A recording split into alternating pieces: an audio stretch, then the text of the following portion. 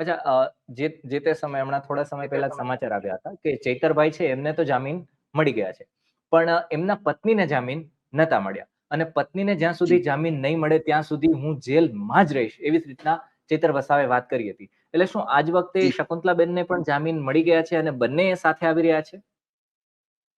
ખાસ કરીને જોવા જઈએ તો શકુંતલાબેન જે છે એમને જામીન અરજી છે એ જામીન અરજી ઉપરની સુનાવણી એ આવતીકાલના રોજ થવાની છે. જો આવતીકાલના રોજ એની ઉપર સુનાવણી થાય છે તો અમને જ્યાં સુધી ખ્યાલ પડે છે કોર્ટની પ્રક્રિયામાં, તો આવતીકાલે એની ઉપર ઓર્ડર પણ થઈ શકે અને ઓર્ડર ઉપર એની જામીન પણ એ થઈ શકે એમ છે.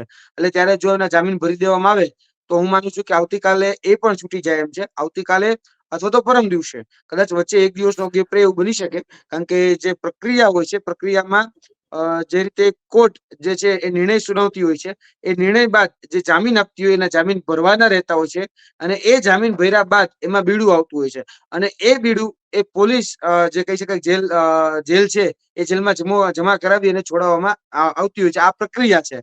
એટલે આવતીકાલે જોવા જઈએ તો સવારે એની ઉપર સુનાવણી થવાની છે. આવતીકાલે સુનાવણી છે, તો મને લાગે છે કે આવતીકાલે સુનાવણી થાય તો બની શકે છે કદાચ પરમ દિવસે એ પણ શકુંતલાબેન છે એ પણ જેલમાંથી મુક્ત થઈ જશે.